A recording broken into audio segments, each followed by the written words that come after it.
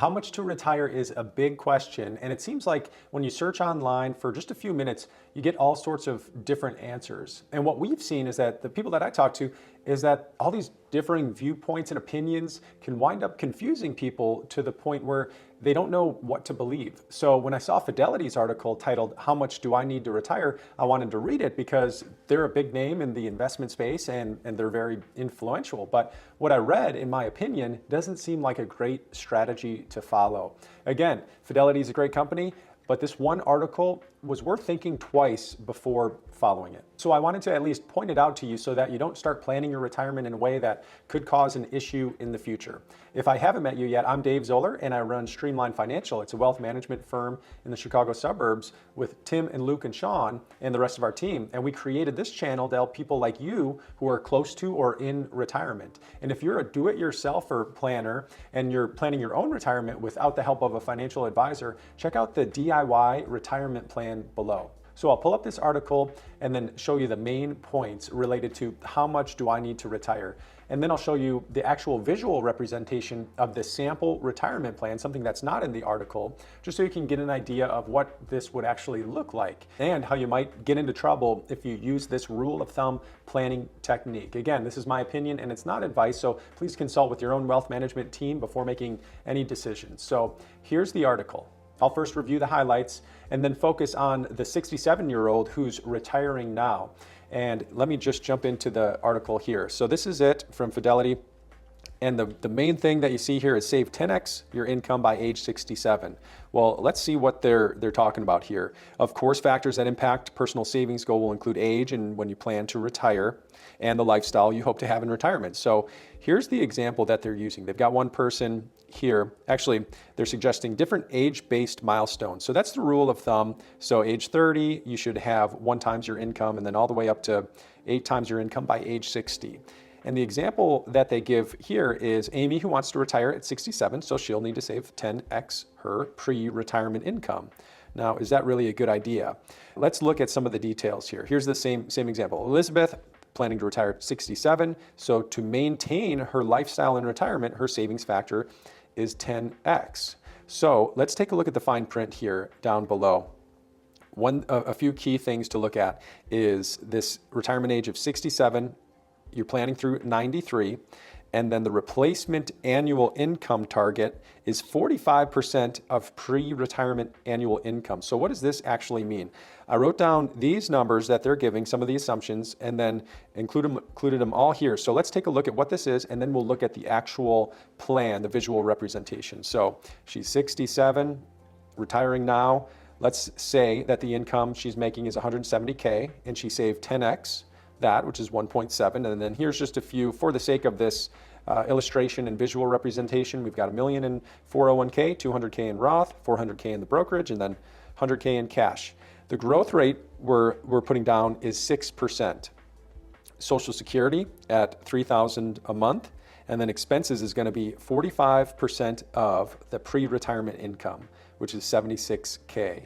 And let me just make sure that that math is correct. Yep, 76,500, and I'm just rounding down to 76,000.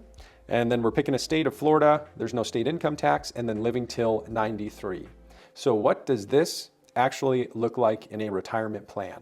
At first glance, this plan looks pretty good. And just to give you a quick intro to this software, these blue bars are, each one is a year. So we're starting in 2023, and she had about 1.7 saved. And then all the behind the scenes things that you don't see are those numbers that we looked at previously, which were these ones over here. So all of these are in the background there working, and the result looks something like this. So you can actually see her investable assets are growing each year and going up, even though she's spending money. She's spending that 67K per year, and things look pretty good. So many people might think, oh, well, this rule of thumb, 10x my income saved for retirement, I should be fine. But just think a little bit more about this. What if her expenses wasn't 45% of her pre-retirement income? What if it was more? What if she wanted to spend 100K per year? How would that change the plan if she spent 100K per year? And we can see it has quite an impact on the end result here. And the number here, the difference would be 1.7, again, using all these assumptions. And what we've seen with our clients is that a lot of people, they actually keep their expenses the same after they retire, especially those first 10 years while they still can travel easily and enjoy their 60s and early 70s.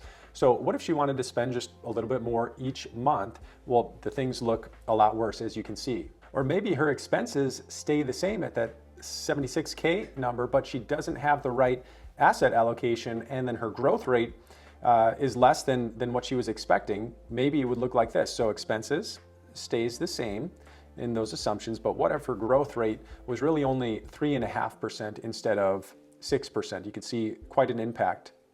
So as you can see, all these factors can really change the plan quite a bit, and your plan is unique as well. It has a lot of different factors that go into it. So using this rule of thumb number, or the 10x your income number, maybe it's a good start just as you're, the first day you're thinking about these things, but as you're planning, there's really more that you could be doing just to make sure you've got more confidence and security in your plan. I want to share a few things to take away from this video, but first, if you like this video and if it's been helpful, please click the like button so that you might be able to help someone else who's thinking about their own retirement.